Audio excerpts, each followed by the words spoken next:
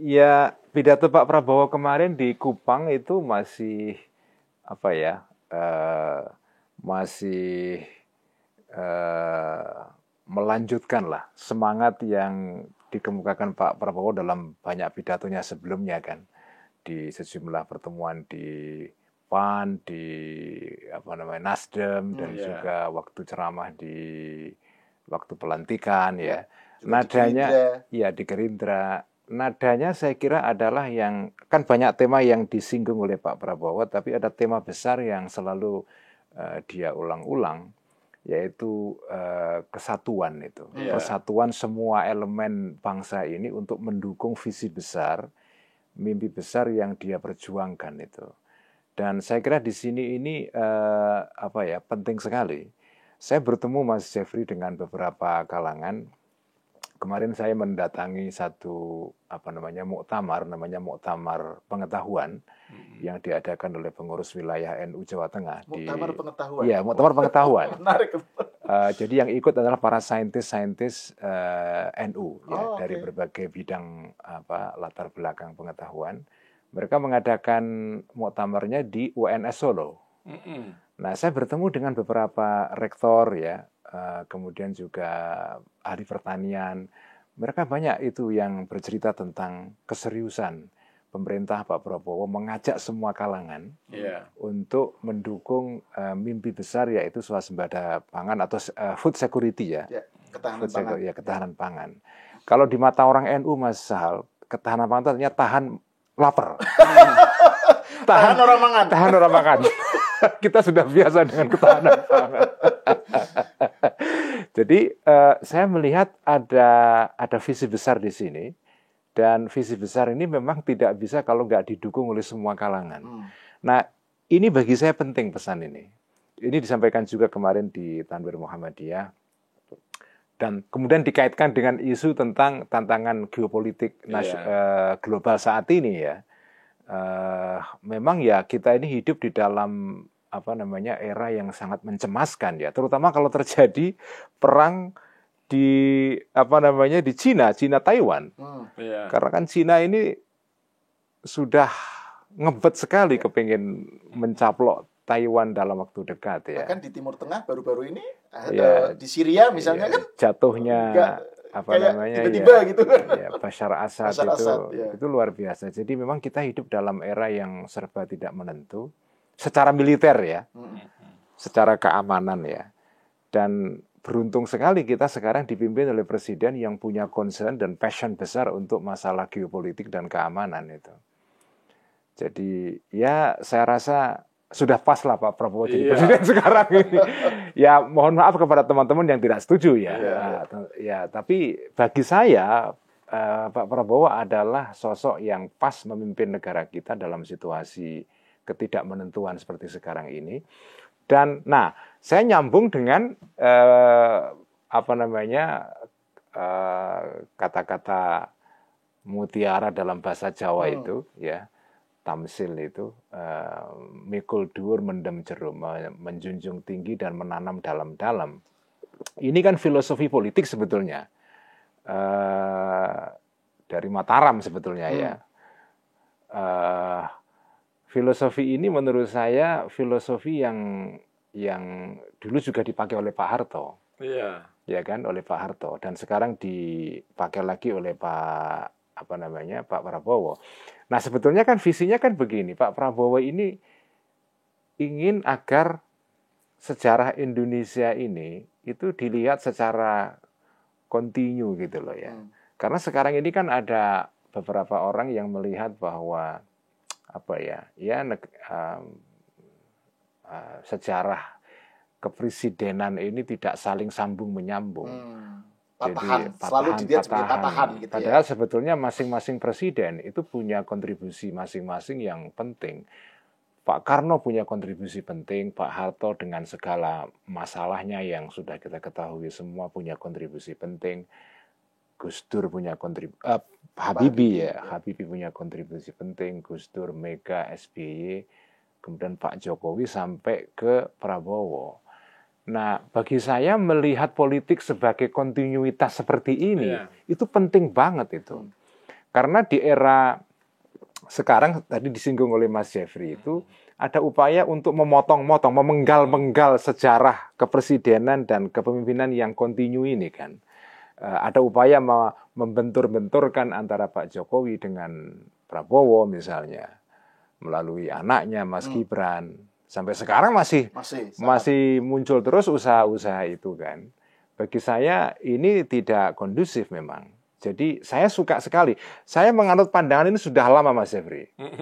Jadi kontinuitas presiden ini dengan kontribusinya masing-masing itu penting ditekankan kepada publik. Jangan sampai menihilkan masing-masing presiden dengan ya mengatakan ini itu. Tentu saja masing-masing presiden punya tantangannya sendiri-sendiri. Iya. Gus Dur punya tantangannya sendiri, Bu Mega, Habibie, Pak Jokowi, SBY. Nah, Pak Prabowo juga punya tantangannya sendiri kan.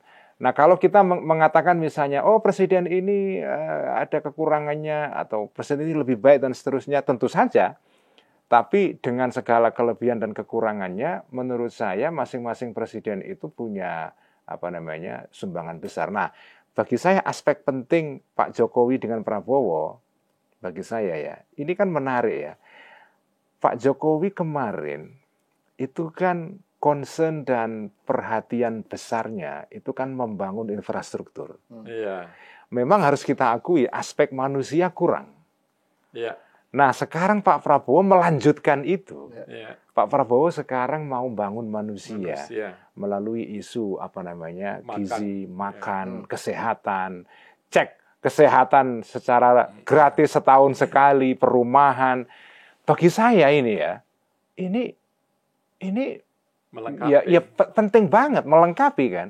Tetapi Pak Prabowo kan tidak bisa membawa program yang human centered ini ya, berpusat pada manusia ini kalau belum ada Pak Jokowi sebelumnya.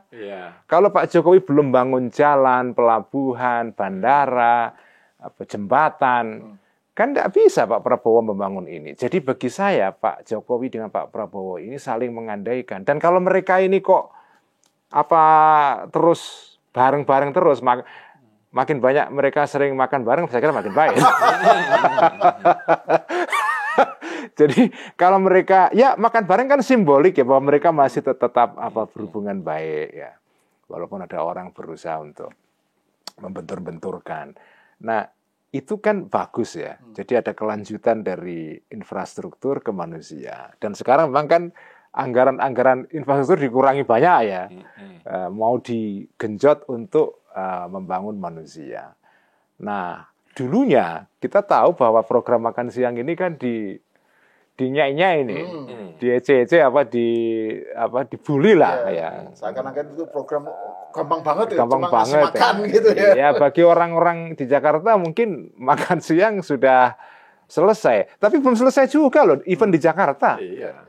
Bahkan di Jakarta pun itu belum selesai masalah makan siang itu. Apalagi daerah-daerah di sekitar Jakarta. Saya ya sekarang ini kan sering muter-muter Mas Hal. Ternyata daerah di sekitar Jakarta itu juga yang mengalami ketertinggalan itu ya masih banyak. Sekitar Jakarta itu maksudnya Jabodetabek. Misalnya saya kan di Bekasi ya. Kalau kota Bekasi itu dekat Jakarta, tapi Kabupaten Bekasi luas sekali di pinggirannya itu. Ya kita masih melihat banyak kemiskinan. Masalah makan siang itu yang bergizi itu ya betul-betul penting itu loh.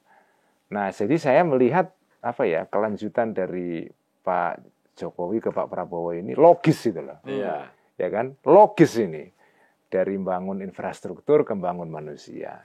Sebenarnya kalau dalam dunia ilmiah ya, itu kan hasil temuan satu masa tertentu atau satu saintis itu dilanjutkan dan dikembangkan oleh saintis berikutnya. Akumulatif ya. Akumulatif. Akumulatif sebenarnya itu. Ya, akumulatif. Jadi ini kelanjutannya pengertiannya seperti itu gitu ya.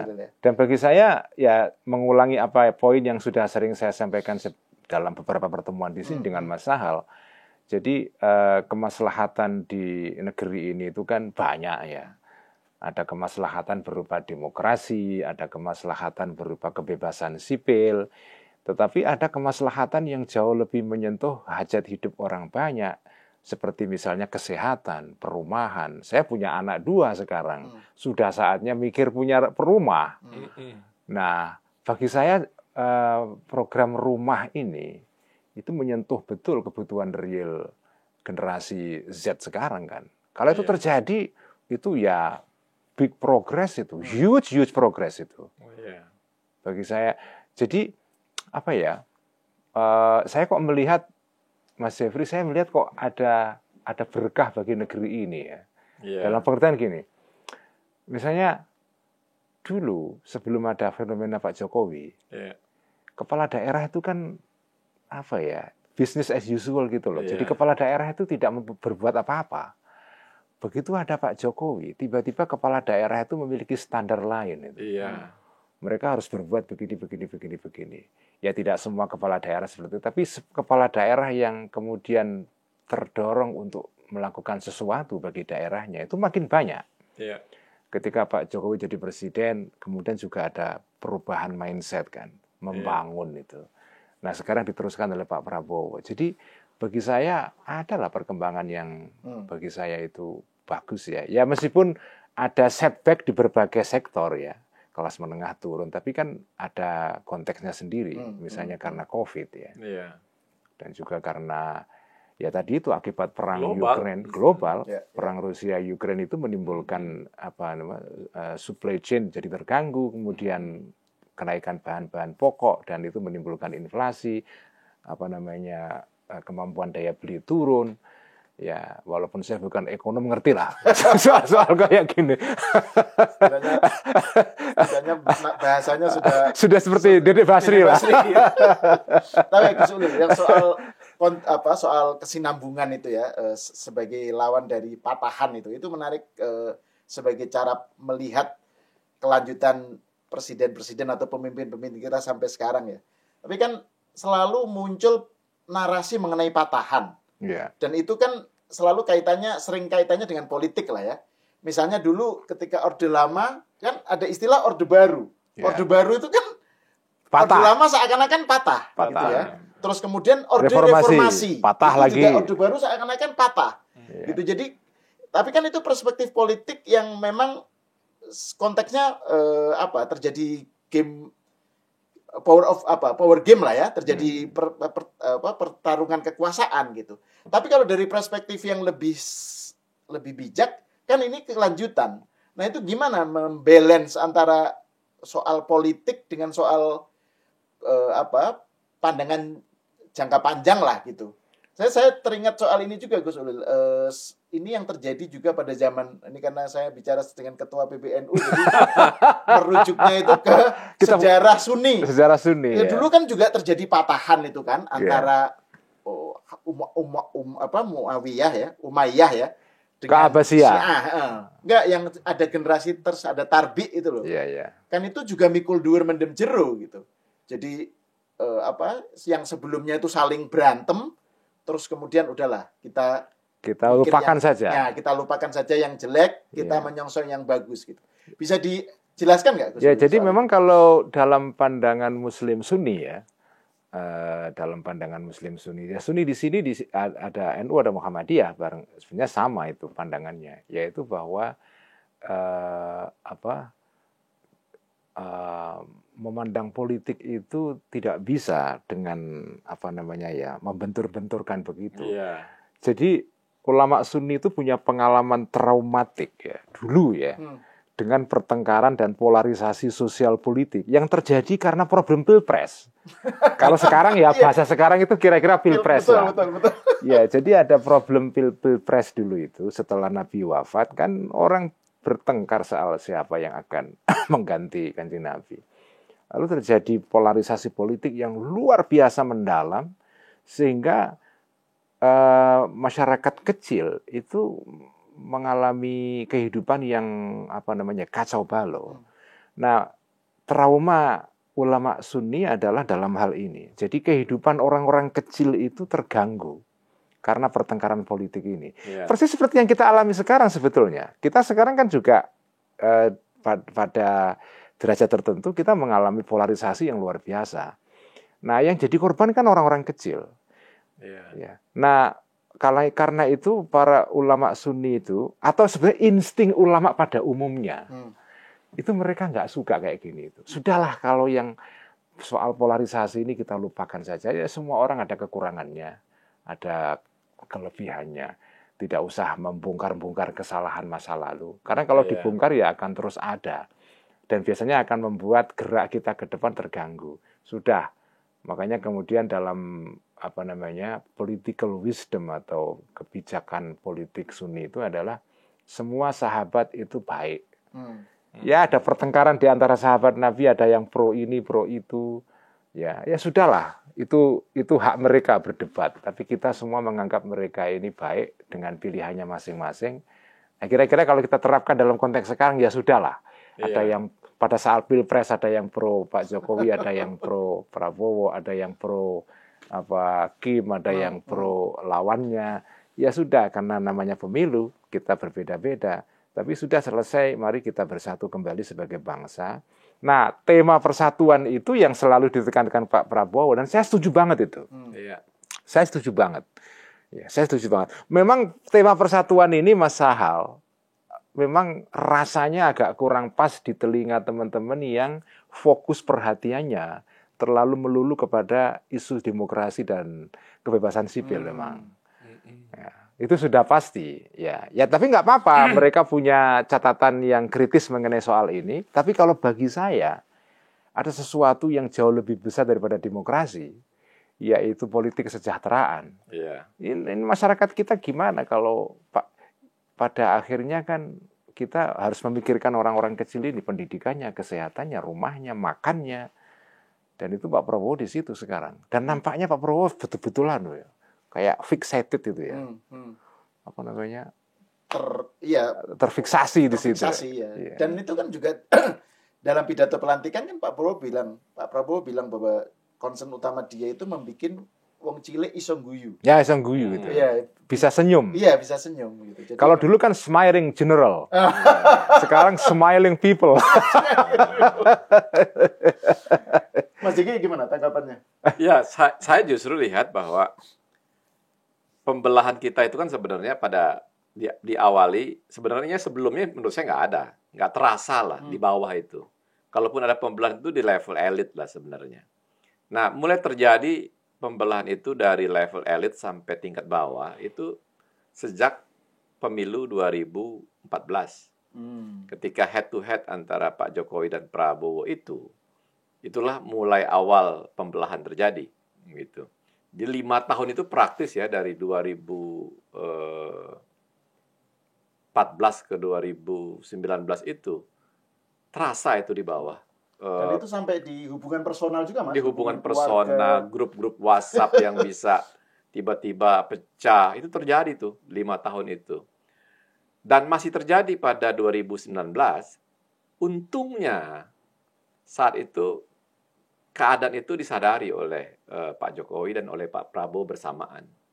Pak Jokowi kemudian mendatangi Pak Prabowo, mengajak bersama-sama menjadi bagian dari kabinetnya Pak Jokowi. Dan kemudian tentu saya tahu sekali waktu itu banyak orang di sekitar Pak Jokowi mewanti-wanti Pak Jokowi kalau mintanya Menteri Pertahanan jangan, kira-kira begitu. Begitu juga di lingkungannya Pak Prabowo juga saya dengar dari orang-orang dekatnya, wah harga diri Pak, buat apa? Bantu-bantu dia gitu. Tapi kan tidak, mereka kemudian memutuskan bahwa mereka bersama-sama dan mereka sama-sama tidak mencurigai niat baik itu gitu. Bersatulah mereka ketika 2019 itu. Padahal sebelumnya 5 tahun itu suasana kita tuh betul-betul terbelah dari lapis bawah sampai elit waktu itu. Nah, sejak mereka bersatu itu, kita kemudian ya dilala itu kemudian menghadapi wabah COVID kan. Nah, bayangkan kalau kita nggak bersatu waktu itu. Kalau Pak Jokowi dan Pak Prabowo nggak bersatu ketika itu, bagaimana mungkin bisa survive Pak Jokowi hanya dengan kekuatan 54% melewati wabah dunia yang begitu berat. Gitu. Untungnya kan udah nggak 54% lagi, karena Pak Prabowo udah menjadi bagian daripada Pak Jokowi saat itu. Kita bisa melewati wabah COVID dengan baik, dan mungkin salah satu negara yang juga dianggap berhasil melewati wabah COVID dengan baik, Indonesia. Dan pertumbuhan ekonomi kita nggak buruk-buruk sekali. Dan kemudian puncak dari itu semua adalah pada pemilu 2024. Penyatuan antara Pak Jokowi dan Pak Prabowo itu tersimbolisasi pada pasangan Pak Prabowo dan Mas Gibran. Gitu.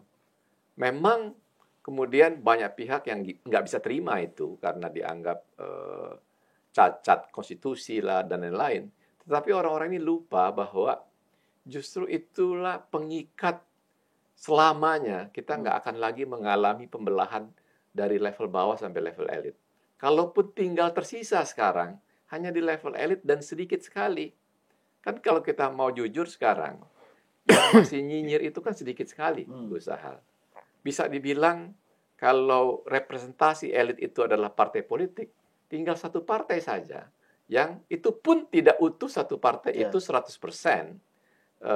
Pengurusnya atau kadernya atau pemimpinnya yang tidak bersama. Sepanjang yang saya tahu, sebagian dari kepengurusan di PDI Perjuangan menurut saya, pandangan saya, opini saya hari ini, tidak semuanya antipati kepada kepemimpinan Pak Prabowo dan Mas Gibran. Ada juga yang cukup toleran dan bisa menerima ini sebagai fakta bahwa justru Pak Prabowo dan Mas Gibran ini adalah penuntasan dan ya mungkin pentahbisan pembelahan yang pernah terjadi sudah nggak ada lagi di negara kita. Hanya pada level elit dan itu kecil sekali. Ya kalau kita persentase ya mungkin 11-12% yang masih kontra terhadap kekuasaan yang ada pada hari ini. Dan itu juga kita bisa lihat kemarahan itu juga atau keriuh rendahan atau kecerewetan itu juga tidak tertuju kepada Pak Prabowo. Masih kepada Mas Gibran dan Pak Jokowi. Kalaupun pilkada kali ini karena mutlak dimenangkan oleh mayoritas, oleh Koalisi Indonesia Maju itu pun kemarahan atau ketidakterimaan itu kan kecil sekali juga. Begitu. Bahkan misalnya Rizik Syihab gitu, itu mendukung Pak Prabowo sambil mewanti-wanti, awas Pak, itu Jokowi dan Fufu Fafa diadili gitu. Ya, artinya kecil sekali lah. Yeah. Ya, bisa dibilang ekstrimnya agak ke kiri sekali atau ekstrimnya agak ke kanan sekali, dan itu kecil sekali gitu. Nah, jadi sampai sekarang kalau saya lihat kita optimis menjalani ini ke depan karena kita sudah melewati pembelahan yang paling berbahaya itu. Kita sudah menyatu sebagai sebuah kesatuan yang utuh. Pak Prabowo kalau mengulangi terus di pidatonya lebih pada mengingatkan sebenarnya kita harus terima rahmat berkat kebersamaan ini. Jangan kita nodai lagi atau kita ulangi lagi kita tidak bersama. Karena kebersamaan ini modalitas penting menjalani hari-hari kita ke depan. Gitu. Apalagi dengan tantangan dunia, tantangan global yang bisa saja sewaktu-waktu kemudian pecah perang dunia yang ketiga. Gitu. Dan bukan mustahil itu terjadi atau tidak terjadi. Nah kalau itu terjadi, itu kan juga tantangan yang luar biasa besar. Nah kalau kita tidak bersama, tidak bersatu, bagaimana kita bisa survive melewati cobaan yang begitu besar? Gitu. Nah di hal-hal yang lain saya lihat juga Pak Prabowo menyadari, dan ini sesuai juga seperti Mas Ulil sampaikan tadi, setiap masa presiden kita itu ternyata sesuai dengan eranya. Gitu. Jangan-jangan Pak Prabowo ini memang harus menjadi presiden yang ke-8 sesuai julukannya 08. Karena memang sewaktu 2014 eranya memang belum perlu dia. Begitu. Betul, eranya masih memerlukan orang seperti Pak Jokowi yang concernnya, yang minatnya lebih kepada infrastruktur. Gitu. Dan itu diselesaikan dengan baik oleh Pak Jokowi dalam 10 tahun. Dan di era Pak Prabowo ini, pembangunan manusia dengan memulai memberikan gizi dengan makan siang gratis tadi, makan siang bergizi tadi, itu kan juga bagian investasi jangka panjang juga untuk pembangunan manusia. Gitu. Nah ini semua harusnya kita lihat bahwa setiap pemimpin kita memiliki kelebihan sekaligus juga kekurangan. Dan mereka datang di momen-momen yang sesuai dengan zamannya. Bung Karno ketika itu kita baru saja menjadi sebuah bangsa yang merdeka. Kita butuh pemimpin yang punya retorik yang kuat, punya kemampuan untuk menghipnotis dunia misalnya, agar keberadaan kita sebagai negara baru diketahui dunia luar. Jadi artinya Bung Karno datang di era yang tepat, di masa yang tepat, di masa yang dibutuhkan oleh bangsa kita. Pak Harto juga datang di era yang tepat, di era di saat kita nggak boleh lagi cuma memperjuangkan jargon-jargon. Kita harus mulai membumi, kita harus mulai membangun negara kita. Nah, itu dikerjakan dengan maksimal oleh Pak Harto. Dia datang, dia memimpin Indonesia di era yang tepat juga. Kemudian Pak Habibie datang di era yang tepat juga, di mana kita harus merekonstruksi lagi aturan main kita bernegara. Begitu banyak keputusan-keputusan politik ketika itu, paket-paket perubahan politik yang dia lakukan. Misalnya memberikan macam-macam lah. Waktu itu kalau kita ingat ya, di masa dia yang pendek itu banyak hal yang dia lakukan. Ibu Mega kemudian, Gus Dur dulu kemudian. Dengan, walaupun singkat menurut saya, banyak juga hal yang membuat kita tercerahkan dengan kehadiran Gus Dur. Dengan waktu yang singkat, dia menyampaikan dan membuat kita tidak lagi melihat istana itu sebagai bayangan kita tentang kerajaan. Kita mulai melihat istana itu sebagai sesuatu yang biasa saja, di mana rakyat bisa datang semau-maunya, bisa menghampiri istana itu tanpa harus takut misalnya. Bisa kita sebut desakralisasi istana. Desakralisasi istana. Itu dilakukan dengan cepat oleh Gus Dur. Artinya dia datang dengan waktu yang singkat, tapi dia memang datang di momen yang tepat untuk memberikan kita juga sesuatu yang baik buat bangsa kita. Gus Dur tergantikan kemudian dengan Ibu Megawati. Kita waktu itu di masa transisi, kita butuh pemimpin yang tenang, yang tidak terlalu banyak bicara, dan dipraktekkan oleh Ibu Megawati. Keberanian dia untuk kemudian memutus perusahaan-perusahaan yang kita memang harus jual karena kita membutuhkan pembiayaan buat APBN dan lain ketika itu. Misalnya, ya kalau sampai sekarang orang selalu bilang menjual Telkom atau Indosat itu sebagai skandal. Kalau menurut saya itu sebagai fakta sejarah saja yang harus kita lalui. Kalau dibilang waktu itu misalnya itu merugikan negara, menurut saya tidak. Karena walaupun sahamnya terjual, tapi kan kita masih punya, dan nilai perusahaan itu kan tumbuh terus, menjadi lebih bagus daripada sebelumnya. Gitu. Jadi bukan saya ingin membela Ibu Mega, tapi itu keputusan yang harus dia ambil. Dan kita butuh seorang Ibu Mega yang berani melakukannya ketika itu. Ibu Mega kemudian tergantikan lagi oleh Pak SBY. Kita memasuki era di mana kita perlu stabilitas politik dan ekonomi. Kenapa kita butuh stabilitas politik? Karena waktu itu sedang terjadi booming batu bara, mineral, dan lain-lain. Praktis era Pak SBY itu kita berkelimpahan sebenarnya. Karena itu era di mana booming macam-macam. Era komoditi. Komoditi. Era di mana komoditi kemudian menjadi angin segar lah buat kita. Dan Pak SBY kita tahu, dia menomorsatukan stabilitas. Walaupun ada kekurangannya misalnya, di era dia juga tumbuh kelompok-kelompok intoleran karena kebutuhan dia kepada stabilitas akhirnya sedikit tanda kutip mengabaikan hal-hal yang menyangkut atau kelompok intoleran tadi. Ya, tapi itu kan juga kita nggak bisa bilang Pak SBY harus sempurna 100%, yaitu kelemahannya. Tapi juga banyak yang diberikan dengan stabilitas yang dia kerjakan selama 10 tahun kepemimpinannya. Itu kan juga membawa negara kita tumbuh terus. Membawa negara kita jauh lebih maju dari sebelumnya. Gitu. Pak SBY kemudian digantikan oleh Pak Jokowi. Sama. Apa yang tidak atau terlupakan di era Pak SBY, yaitu keberanian untuk membangun infrastruktur yang masif, itu dipenuhi oleh Pak Jokowi.